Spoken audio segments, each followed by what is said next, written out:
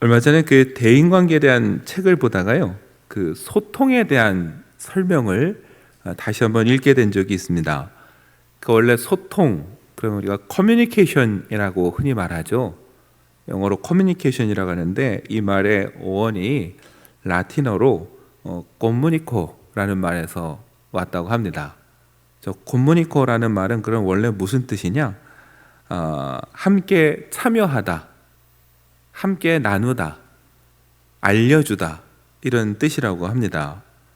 그러니까 소통이라는 건 사실은요, 내가 하고 싶은 얘기를 막 일방적으로 하는 게 소통이 아니라 몸과 함께 한다가 소통이라는 거예요. 그러니까 경험을 함께 하는 사람들. 그래서 여러분, 그래서 저 말에서 유래해서 경험을 함께 나누는 사람들이 모이면 우리가 그걸 커뮤니티라고 부릅니다.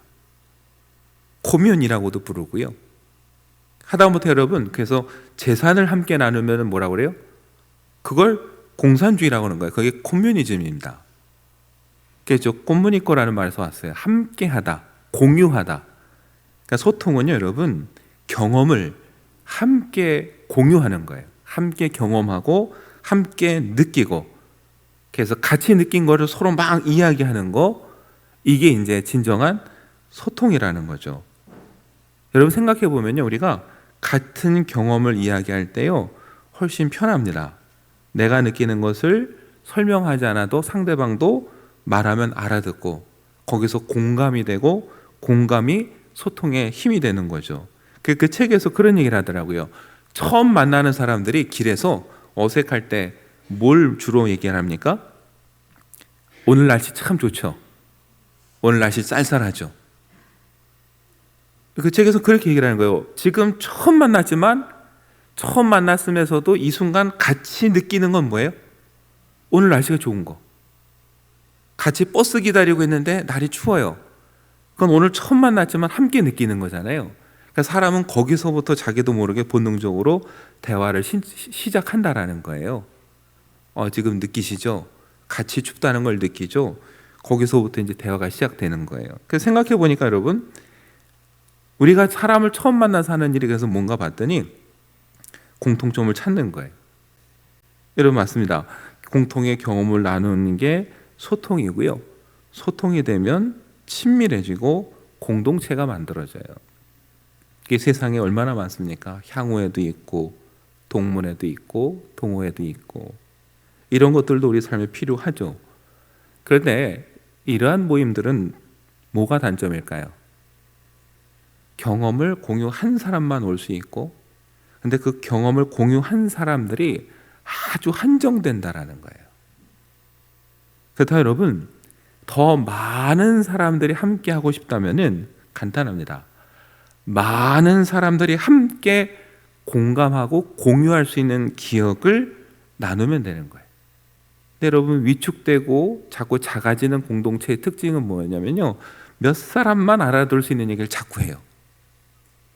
그럼 거기에 참여하지 못한 사람들이 다 나가게 되는 거죠. 여러분, 교회에서 한번 우리가 심각하게 생각해 볼 주제예요. 교회는 그럼 어떻게 해야 될까? 여러분, 교회는 무엇을 나누고 무엇을 공감해야 됩니까? 교회 안에 와서도요, 몇 사람만 할 수 있는 이야기를 하는 분들이 있어요.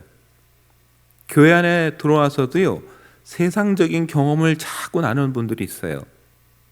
가끔 그것도 필요합니다. 그런데 그게 주가 되면 교회 안에도 자꾸 분파가 생기고 교회 안에도 자꾸 파당이 생겨요. 하나가 안 돼요. 교회가 하나가 되고 교회가 성장하고 교회가 더 많은 사람들이 모이려면은 무엇을 함께 경험하고 무슨 이야기를 나눠야 될까? 여러분, 이 부활의 아침 오늘 우리가 사도행전을 통해 그 이야기를 좀 한번 해보려고 해요. 우리가 지난 시간에 본 대로 여러분, 고넬료가 보낸 사람들이 베드로를 찾아왔습니다. 성령께서 베드로에게 말씀하셨죠. 내가 보낸 사람들이니까 의심하지 말고 구별하지 말고 따라가라. 그래서 베드로가 그 사람들을 따라 가이사랴까지 갔습니다. 성경을 보면 베드로가 혼자 가지 않았어요. 욥바에서 온 어떤 형제들도 함께 갔다 했는데 베드로가 어떤 이유로 이 사람들을 데리고 갔는지는 모릅니다. 그런데 나중에 오늘 우리가 살펴볼 이 놀라운 사건에서 욥바에서 온 형제들은요, 아주 중요한 증인들이 돼요. 베드로가 고넬료의 집에 왔을 때요, 아주 놀라운 사건이 하나 벌어지는데 바로 성령이 그곳에 임한 거예요. 여러분, 사도행전 10장 45절과 46절을 보면 베드로와 함께 온 할례받은 신자들이, 이 할례받은 신자들이 누구냐면 욥바에서 온 형제들이에요. 그 할례받은 신자들이 이방인들에게도 성령 부어주심으로 말미암아 놀라니 이는 방언을 말하며 하나님 높임을 들음이러라. 여러분, 하나님께서 환상을 통해 깨우쳐 주시지 않았다면요, 베드로와 이 할례받은 욥바에서 온 형제들은 가이사랴에 있는 고넬료 집에 오지도 않았습니다. 올 생각도 하지 않았어요. 고넬료를 처음 만났을 때 베드로도 그래서 이렇게 얘기를 합니다. 사도행전 10장 28절과 29절을 보면 유대인으로서 이방인과 교제하며 가까이 하는 것이 위법인 줄은 너희도 알거니와 하나님께서 내게 지시하사 아무도 속되다 하거나 깨끗하지 않다 하지 말라 하시기로 부름을 사양하지 아니하고 왔노라. 율법대로면은 이방인과 교제하고 그 집에 들어오는 게 할 수 없는 일인 것을 너희도 알지만 내가 이렇게 온 것은 하나님께서 깨끗하게 하셨다라고 말하시고 가라 하시니까 어떻게 해요? 왔다는 거예요. 그러니까 하나님께서 이렇게 강권적으로 보내지 않았으면 베드로는 올 생각이 전혀 없었어요. 그런데 그곳에 왔는데 심지어 뭐예요? 성령이 임했어요. 부정하다고 생각해서 함께 할 수도 없다고 생각했던 그곳에 하나님의 영이 임해서 어때요? 베드로뿐만 아니라 함께 온 할례받은 신자들, 이게 중요한 거예요. 할례받은 신자들이라는 건 유대인 출신 그리스도인들이에요. 그들은 이런 일이 일어날 거라고는 상상도 못했어요. 그래서 성령 임할 때 놀랐습니다. 논란이라고 번역했는데요, 이 단어가 어느 정도냐면은 제정신이 아닌, 이성을 잃어버린 이런 뜻이에요. 그 사건이 얼마나 충격적이었는지 알 수 있겠죠. 그걸 보고 정신줄을 놨어요. 이성을 잃을 만큼 놀랐어요. 여러분, 베드로가 혼자 와서 이 일을 보고 예루살렘에 돌아가서 이 일을 전했다면 사람들의 반응이 어떨까요? 그래도 사도니까 거짓말이라고는 하진 않겠지만 정말 그럴까라고 계속 의구심은 가졌을 거예요. 그런데 베드로 혼자 한 게 아니라 뭐예요? 욥바에서 온 형제들, 특별히 그들이 뭐예요? 할례 받은 신자들, 유대인들이에요. 그들도 와서 봤어요. 그렇다면 그 소식을 전했을 때 어떨까요?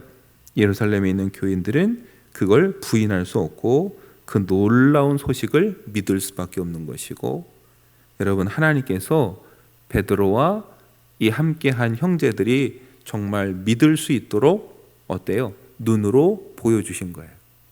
이방인에게도 하나님의 구원이 임했다. 그걸 보여주시기 위해서 성령을 보내주셨고, 성령이 임했다라는 증표로서 또 뭘 하게 하셨어요? 방언을 하게 하신 거예요. 여러분, 고넬료의 집에 이 성령이 임한 것은 정말 중요한 사건이에요.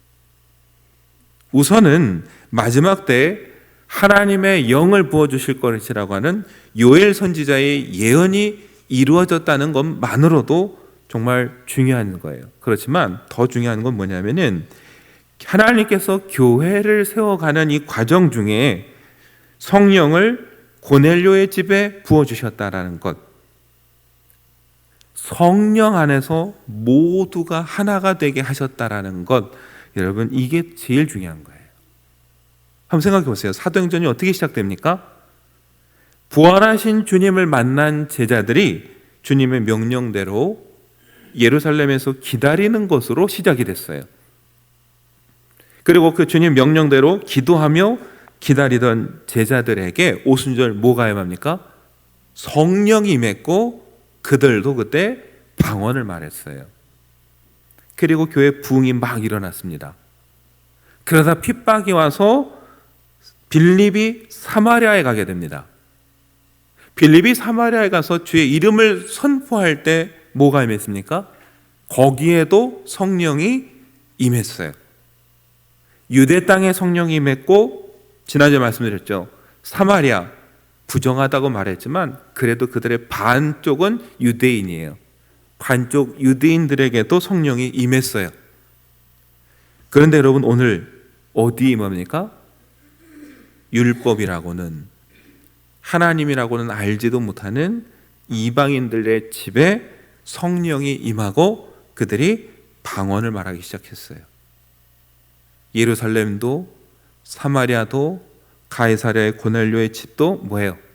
똑같은 경험을 하게 되는 거예요. 여러분, 그래서 사도행전 10장 47절에서 베드로가 이렇게 말합니다. 이 사람들이 우리와 같이 성령을 받았으니 누가 능히 물로 세례 줌을 그 말이요. 뭘 받았어요? 성령을 받았는데 우리와 같이 성령을 받았으니 그랬어요. 이게 중요한 겁니다. 성령이 임하신 것도 중요하지만 예루살렘에 온 사도와 이 가이사랴에 있는 이방인들이 같은 성령을 같이 받았다라는 것. 여러분, 이게 놀라운 일인 거예요. 이제 뭐예요? 한 분 성령을 받아서 뜻이 통하고 마음이 통하게 됐어요. 그 성령을 통해서 하나님의 뜻을 알게 됐어요. 그리고 더 나아가서 고넬료와 그 가족이 세례를 받고 교회의 구성원이 되게 됐는데 누구도 그것을 뭐예요? 막을 수 없어요. 왜요? 하나님께서 깨끗하게 하셨는데 사람이 속되다 할 수 없어요. 예루살렘과 동일한 성령이 임해서 방언을 말하는데 세례 못 준다고, 교회 못 들어온다고 할 수 없어요. 여러분, 그래서 뭐가 돼요? 이제 예루살렘에 있는 교회나 가이사랴에 있는 이 성도나 똑같은 교회가 되는 거예요. 예루살렘, 사마리아, 성이방, 땅끝 어디든지 이제 성령이 임하면 뭐가 돼요? 하나가 되는 거고, 그게 교회가 되는 거예요. 여러분, 아까 말씀드렸죠. 사람의 경험과 생각으로 모임을 만들 수 있습니다. 그것도 필요해요. 그런데 사람의 경험과 생각으로 모임을 자꾸 하다 보면 자꾸 누군가 소외돼요. 교회 안에서도 자꾸 모임이 나뉘어지게 돼요. 교회는 다른 걸 나누는 게 아니에요.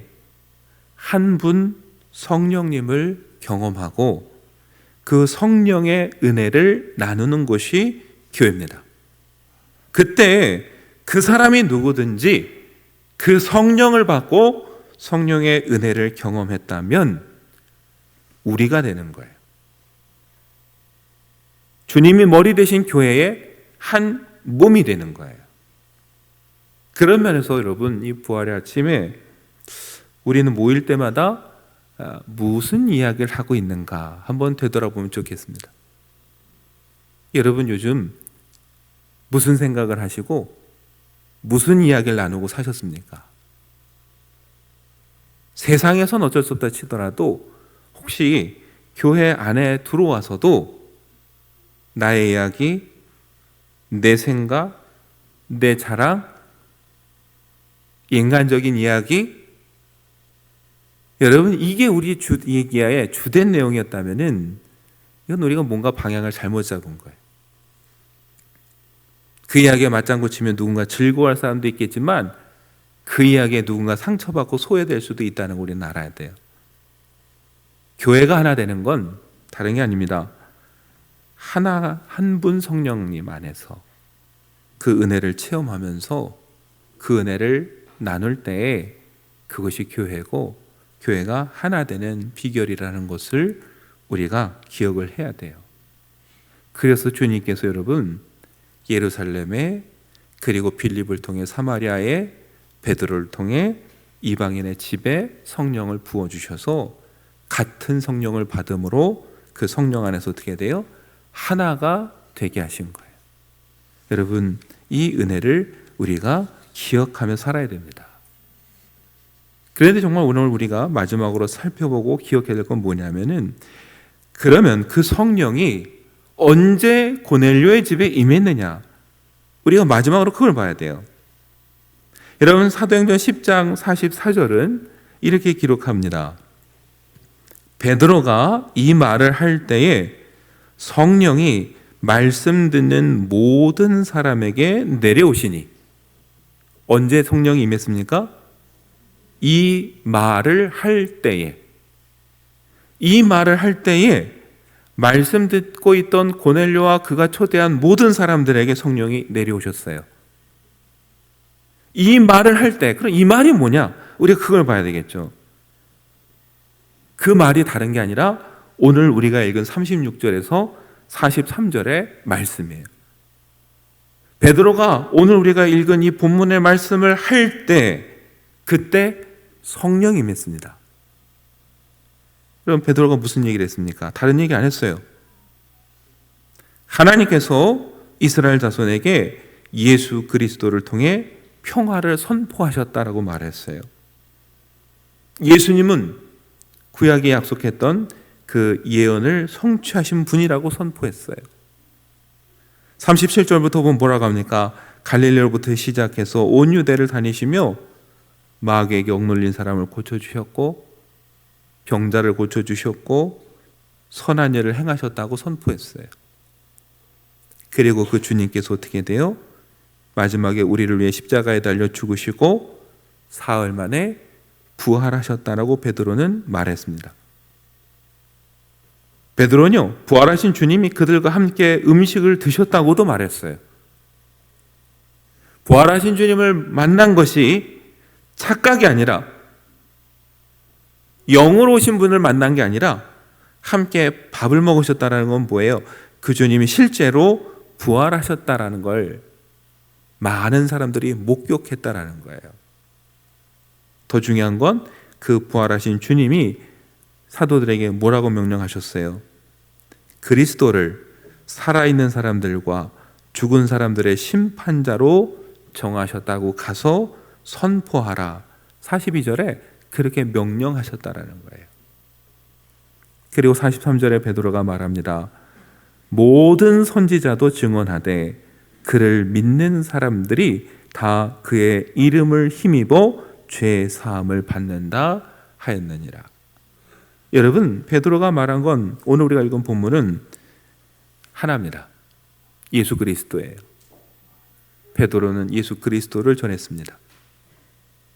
그분이 병자들을 고쳐주셨고 우리를 위해 죽으셨고 부활하셨고 하나님께서 그 예수 그리스도를 모든 사람들의 심판자로 세우셨다라는 것, 그 예수 그리스도의 이름을 믿는 자들에게 구원을 허락하셨다라는 것. 여러분, 그 말을 할 때에 성령이 그곳에 임했습니다. 왜요? 여러분, 우리를 화평케 하시는 분, 우리와 하나님이 화평케 하시고 사람과 사람을 화평케 하시는 분이 예수 그리스도시기 때문이에요. 그래서 그분을 받아들이고 영접할 때 우리 안에 평안이 임하고 보혜사 성령이 임하게 되는 겁니다. 여러분, 사도행전 10장 36절은 이렇게 말합니다. 만유의 주 대신 예수 그리스도로 말미암아 화평의 복음을 전하사 이스라엘 자손들에게 보내신 말씀, 이 말씀이 곧 예수 그리스도죠. 하나님이 보내셨어요. 근데 그 말씀, 예수 그리스도를 통해 뭘 선포하셨어요? 이스라엘 백성들에게 화평의 복음을 전하셨어요. 여러분, 예수님은 평안을 가지고 이 땅에 오셨어요.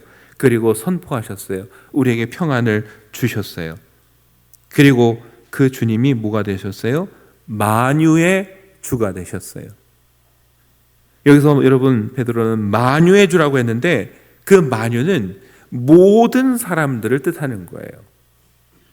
예루살렘에 있는 유대인뿐만 아니라 저 사마리아 땅에 있는 사람들, 그리고 오늘 이 가이사랴에 있는 이방인, 누구든지 간에 모든 사람의 주인이 되시고 심판자가 되셨다라는 것. 그분만이 우리의 죄를 용서해 주실 수 있고, 그래서 그 죄 사함을 받는 순간 우리에게 평화를 주시는 분이 예수님이라고. 여러분, 그 복음을 듣고 그 복음을 받아들일 때 우리 속에 평화가 이루어지고, 그때 우리 안에 성령이 임하게 되는 겁니다. 여러분과 제가 한 분 성령을 같이 받고 한 분 성령의 은혜를 경험하고 그분의 은혜를 함께 나누는 공동체가 되려면 어디서부터 시작돼야 돼요? 저와 여러분이 예수 그리스도를 믿고 영접하고 그분 안에 거하는 것부터 시작해야 되는 거예요. 그때 우리 안에 성령이 임하고 우리가 성령 안에서 하나가 되는 겁니다. 여러분, 우리가 기억해야 될 게 있어요. 사도행전 10장을 시작하면서 사도행전 10장 2절에서요, 고넬료를 이렇게 설명했어요. 하나님을 경외하며 백성을 구제하고 하나님께 항상 기도하던 사람이었다. 여러분, 얼마나 경건하고 훌륭한 사람입니다. 근데 한번 우리가 잘 생각해야 돼요. 그렇게 훌륭하고 경건한 사람이지만 그가 언제 성령을 받습니까? 예수 그리스도의 복음을 들을 때. 베드로는요, 예루살렘에 가서 보고할 때 분명히 말했어요. 그들이 그때 그 복음을 믿었다고. 그 예수 그리스도의 복음을 듣고 믿을 때 성령이 임했어요. 그 얘기는 뭡니까? 고넬료가 경건하고 하나님 보시기에 아름다운 사람일지 모르지만 그것이 그의 구원을 보장해 주는 건 아니라는 거예요. 그가 경건에 힘쓰고 구제를 열심히 한다고 해서 그가 의로운 사람이라는 건 아니라는 거예요. 어쩌면 그 사람은 예수님이 씨 뿌리는 자의 비유에서 말씀하신 것처럼 좋은 마음을 가진, 좋은 밭을 가진 사람이에요. 그 좋은 밭을 가진 사람, 거기에 뭐가 뿌려져야 열매를 맺습니까? 씨가 뿌려져야 돼요. 아무리 밭이 좋아도 씨가 뿌려지지 않으면 열매를 맺을 수가 없어요. 하나님은 고넬료라고 하는 준비된 좋은 밭에 베드로를 보내셔서 예수 그리스도의 씨를, 복음의 씨를 뿌리셨습니다. 그리고 그 씨가 뿌리를 내리고 열매를 맺었어요. 바로 성령이 임하신 거죠. 그리고 성령을 통해 하나님께서는 예루살렘이나 사마리아나 이방 땅이나 모두가 한 형제요 한 몸임을, 한 교회라는 것을 선언하셨습니다. 여러분, 오늘 이 부활의 날에 저와 여러분이 다시 한번 이 귀한 진리를 깨달았으면 좋겠습니다. 저와 여러분이 구원에 이르는 건 행위로 얻는 것이 아니라 예수 그리스도를 통해 주시는 복음을 받아들일 때 여러분, 그때 이루어지는 것이고, 그때 우리 안에 성령이 임하시게 되는 것이고, 저와 여러분이 그 한 분 성령의 은혜를 경험하고 그것을 나누기 위해 했을 때 그때 교회는 성장하고 부흥하게 되는 것이죠. 그런데 우리가 자꾸 세상의 이야기와 사람의 말로 나누기 시작하면 자꾸 분열될 수밖에 없는 겁니다. 오늘 부활의 아침에 부활의 주님을 우리가 다시 한번 우리 마음속에 받아들이고 믿고 영접함으로 우리 속에 늘 거하게 하시고, 그리고 그 그리스도 안에서 주어지는 성령의 은혜를 함께 나누는 저와 여러분이 되기를 간절히 축원합니다.